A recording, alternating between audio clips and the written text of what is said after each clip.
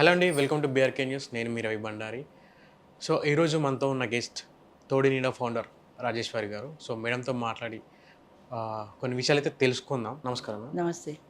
అంటే మేడం, అంటే పెళ్ళికి ముందు లివింగ్ రిలేషన్‌షిప్‌లోకి వెళ్ళడానికి అంటే బేసిక్‌గా అమ్మాయిలైనా, అబ్బాయిలైనా హ్మ్. సో ఇద్దరు కలిస్తేనే లివింగ్‌లోకి అంతే గదా! ఉండగలుగుతారు. అవును. సో అమ్మాయిలు వాళ్ళ వాళ్ళ వే ఆఫ్ థాట్ ఎలా ఉందంటారా? ఆ లివింగ్ రిలేషన్‌షిప్ ఒప్పుకోవడానికి, ఒక అబ్బాయితో ఒప్పుకోవడానికి పెళ్లి చేసుకోవడానికి భయపడుతున్నారా? లేకపోతే ఇంకా వేరే ఏమైనా రీజన్ ఉందా? ఈ అబ్బాయితో లివింగ్‌లో ఎందుకు ఉండాలనుకుంటున్నారు అసల? లివ్ ఇన్ రిలేషన్‌లో ఉండడానికి ప్రధానమైన కారణం ఏంటంటే, ఫస్ట్ థింగు పెళ్లి అనేది ఒక బంధం లాంటిది. అంటే హ్మ్. దాంట్లో కొన్ని రెస్పాన్సిబిలిటీస్ ఉంటాయి. పిల్లలు, ఫ్యామిలీ, ఇన్‌లాసు, అత్తవారు, పుట్టిన పిల్లల్ని పెంచడం ఇన్ని లయబిలిటీస్ ఉంటాయి. అది ఒక పెళ్లి అంటే ఒక లయబిలిటీగా తీసుకుంటున్నారు. ఓకే. ఆ బాధ్యతలు, బరువులు మనకెందుకు హాయిగా లివ్ ఇన్‌లో ఉంటే మనకు కావాల్సింది ఒక బయోలాజికల్ నీడ్ ఉంది. వాడు తీరుస్తాడు. వాడితో కలిసి ఉంటే సరిపోయే కదా మనకి. హ్మ్. పెళ్లి అనేది ఎందుకని ఇప్పుడు ఒక బెంగుళూరులో ఆహ్, పిల్లల్ని కనకుండా ఒక అసోసియేషన్ స్టార్ట్ అయింది. అది దాని పేరు గుర్తులేదు నాకు. ఓకే. మనకి పిల్లలొద్దు. భార్యాభర్తలే. కానీ హ్మ్. మనం అసలు పిల్లల్ని కనొద్దు. ఎందుకంటే పిల్లలనేది ఒక లయబిలిటీ. వీళ్ళని ఓకే. పెంచాలి, వీళ్ళని పెద్ద చేయాలి. వీళ్ళు 4, 5 ఏళ్ళు అయ్యాక స్కూల్‌లో వేయాలి. లక్షలు, లక్షలు డొనేషన్‌లు కట్టాలి ముందు. ఓకే. ఈ డొనేషన్‌లు కట్టే లక్షలెడితే హాయిగా మనం యూరోప్ ట్రిప్ ఎళ్లి రావచ్చు గదా! హ్మ్. మన భార్యాభర్తలమే హాయిగా ఎంజాయ్ చేయొచ్చు కదా! వీళ్ళెందుకు మధ్యలో అని అసలు భార్యాభర్తలు పిల్లల్ని కనకూడదు అనే ఒక అసోసియేషన్ స్టార్ట్ అయింది ఓకే. బెంగుళూరులో. అంచేత పిల్లలనేది ఒక లయబిలిటీగా భావిస్తున్నారు తప్ప, పూర్వకాలం పిల్లలు కనని వాళ్ళని గొడ్రాలనేవాళ్ళు. మీరు వినే హ్మ్. ఉంటారు బహుశా. Yes ma'am. పిల్లలు కనని తల్లి గొడ్రాలు. దాన్ని ఫంక్షన్స్‌కి పిలవరు. దాని చేత్తో ఏది చెయ్యనివ్వరు. ఆ గొడ్రాల చేత్తో చేస్తే మంచిది కాదంటారు. ఇన్ని రకాలైనటువంటి ఆ సోషల్ స్టిగ్మా ఉండేది. Yes ma'am. అసలిప్పుడు మాకు పిల్లలే అక్కర్లేదు. 30 ఏళ్ల దాకా పెళ్లి చేసుకోవట్లా. 30 ఏళ్ళకి పెళ్లి చేసుకున్నా అసలు పిల్లలే అక్కర్లేదు. అనుకున్న వాళ్ళ పరిస్థితి ఏమవుతుంది రేపొద్దున ఫ్యూచర్‌లో? Yes ma'am. ఫ్యూచర్‌లో మాత్రం వీళ్ళు చూస్తారనే గ్యారంటీ ఉందా? వాళ్ళ క్వెషన్ ఏంటంటే ఇప్పుడు 60, 70 ఏళ్ళొచ్చిన సీనియర్ సిటిజన్స్ ఉన్నారు. ఎంతమంది పిల్లలతో కలిసి ఉంటున్నారు? ఓల్డ్ ఏజ్ హోమ్‌కి పొమ్మంటున్నారు. వాళ్ళు అవును. చూడటం లేదు. హ్మ్. 2007 యాక్ట్ ప్రకారము వాళ్ళని పోషించడానికి మాకు సంబంధం లేదంటున్నారు. ఏదో గొడవలు పడుతున్నారు తప్ప, ఎవ్వరు గూడా పేరెంట్స్‌ని ఇంట్లో పెట్టుకోవడానికి చాలామంది పిల్లలు అంగీకరించట్ల. అక్కడక్కడ కొంతమంది పిల్లలు ఉండొచ్చు. Yes ma'am. కానీ చాలామంది పిల్లలు అంగీకరించట్ల. ఓకే. అలా అంగీకరించనప్పుడు ఆ పిల్లల్ని మనం కని ఇంత కష్టపడి పెంచడం ఎందుకు? దాని ఫలితం మనకేమి వృద్ధాప్యంలో చూస్తారని లేదు. మన డబ్బులుంటే చాలు మనం హాయిగా ఓల్డ్ ఏజ్ హోమ్‌కి వెళ్ళిపోదాం. ఇప్పుడు ఓల్డ్ ఏజ్ హోమ్స్ కాకుండా కొత్తగా వచ్చాయి కదా! అదేంటవి senior citizen homes. Yes. Senior citizen homes వచ్చాయి. అక్కడ ఫుడ్డు, షెల్టర్ అన్నీ ఉంటాయి. అందరూ మన ఏజ్ గ్రూప్ ఉంటారు. కాలక్షేపం అయిపోతుంది. ఈ పిల్లలెందుకు? అందుకని పిల్లలంటే ఒక లయబిలిటీ అన్న భావన బాగా ఏర్పడిపోయింది జనంలో. Okay madam. అంటే మీరన్నట్టుగా ఈ చిల్డ్రన్స్ కేరింగ్ సెంటర్స్ గాని, ఓల్డ్ ఏజ్ హోమ్స్ గాని, హ్మ్. అంటే ఇవన్నీ పెరగడానికి రీజన్స్ ఏంటి మేడం అసలు మెయిన్ రీజన్స్? ఒకప్పుడు అసలు ఓల్డ్ ఏజ్ హోమ్‌కి ఎళ్ళేవాళ్ళు గాదు జనం. హ్మ్. ఆ తర్వాత ఓల్డ్ ఏజ్ హోమ్స్ మొదలుపెట్టిన తర్వాత గూడా నాకు తెలిసి ఒక 40, 50 ఏళ్ల క్రిందట గూడా వాళ్ళ ఊళ్ళో ఓల్డ్ ఏజ్ హోమ్‌కి ఎళ్ళేవాళ్ళు గాదు. అంటే అవును. ఓల్డ్ ఏజ్ హోమ్‌కి ఎడితే పరువు తక్కువ. హ్మ్. పిల్లలుండి మనం ఓల్డ్ ఏజ్ హోమ్‌కి ఎడుతుంటే నవ్వుతారు అందరని ఎక్కడో దూరంగా ఓల్డ్ ఏజ్ హోమ్‌లో ఉండేవారు. Yes ma'am. అంటే ఇందులో ఉంటే పరువు తక్కువ బంధువులందరికీ తెలిసిపోతుంది అని. Yes ma'am. ఇప్పుడేంటంటే సీనియర్ సిటిజన్స్ గూడా సీనియర్ సిటిజన్స్ గూడా పిల్లలతో పడకపోతే నా దారి నేను పోయి ఓల్డ్ ఏజ్ హోమ్‌లో బతుకుతాను రా! నీ లెక్కేంటి అనే ఒక ధీమా, ఒక ధైర్యం వచ్చేసింది సీనియర్ సిటిజన్స్‌కి. హ్మ్. తప్పైనా, రైటయినా నాకు ఆల్టర్‌నేట్ ఉంది అక్కడ. ఆప్షన్ ఉంది. చూస్తారా మీరుతో కలిసుంటాం. మీరు చూడకపోతే నాకు ఓల్డ్ ఏజ్ హోమ్ ఉంది.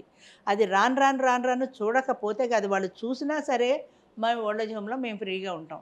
మాకు ఇదేంటి సీనియర్ సిటిజన్ హోమ్‌లో మేము హాయిగా ఉంటాం. మీ దగ్గర డిపెండెంట్‌గా మాకు బ్రతుకెందుకు? యెస్ మా మ్యామ్. డబ్బులు మాకున్నాయి. హాయిగా మేముంటాం. హాయిగా మా ఏజ్ గ్రూప్‌తో మేము కాలక్షేపం చేస్తాం. మీ డిపెండెంట్ బ్రతుకు మాకక్కర్లేదు. మీ దారిన మీరుండండి. మా దారిన మేముంటాము అని most of the senior citizens are against to mingle with their children. చాలామంది పిల్లలతో యెస్. కలిసి ఉండడానికి ఇష్టపట్టల్లా. అంటే స్వతంత్ర భావాలొచ్చేసాయి. ఎవరి మటుకు వాళ్ళయి.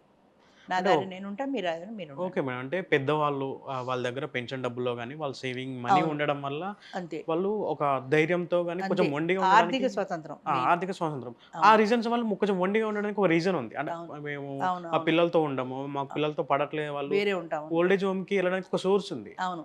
కానీ చిన్న పిల్లలు మేడం. అంటే వాళ్ళని చిల్డ్రన్స్ కేర్ సెంటర్స్‌లో వేయడానికి హ్మ్. వాళ్ళకున్న రీజన్స్ ఏంటసలు? పిల్లలు కేర్ సెంటర్స్‌లో వేయడానికి కారణం ఏంటంటే భార్యాభర్త ఇద్దరు ఉద్యోగాలకెళ్ళిపోతున్నారు. ఓకే. 3 ఏళ్ల పిల్లలుంటారు. ఈ పిల్లల్ని ఎవరు చూస్తారు ఇంట్లో?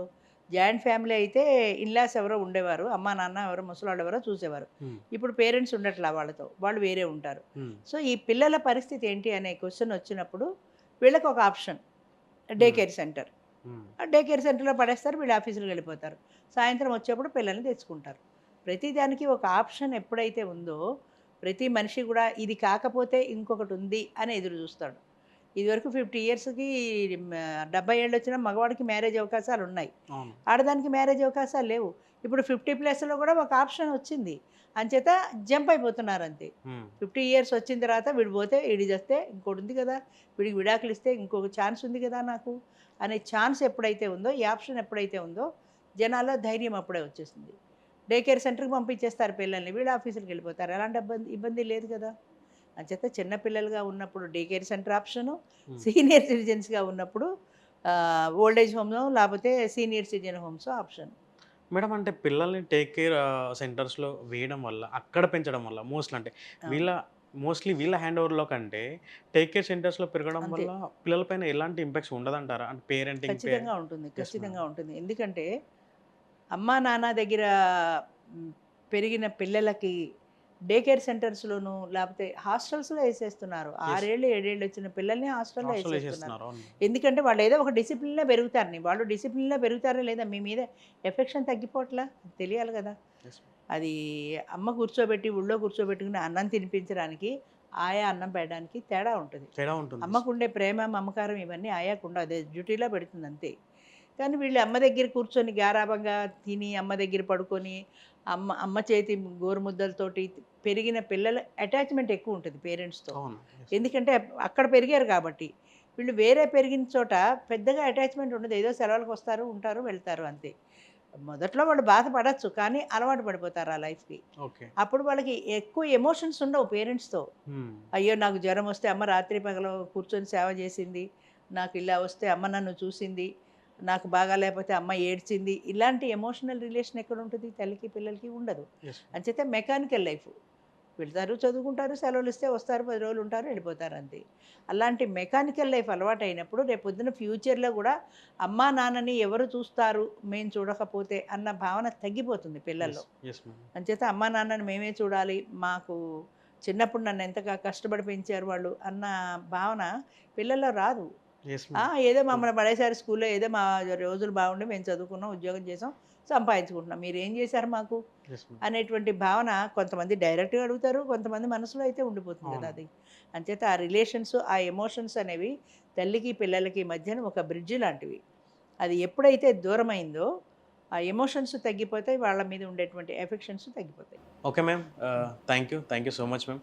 సో చూసారు కదండి, భార్య భర్త ఇద్దరు ఎలా ఉండాలి, ఎలా ఉండకూడదు. సో ఇలాంటి మంచి విషయాల కోసం, మరిన్ని వీడియోస్ కోసం చూస్తూనే ఉండండి BRK న్యూస్. Thank you.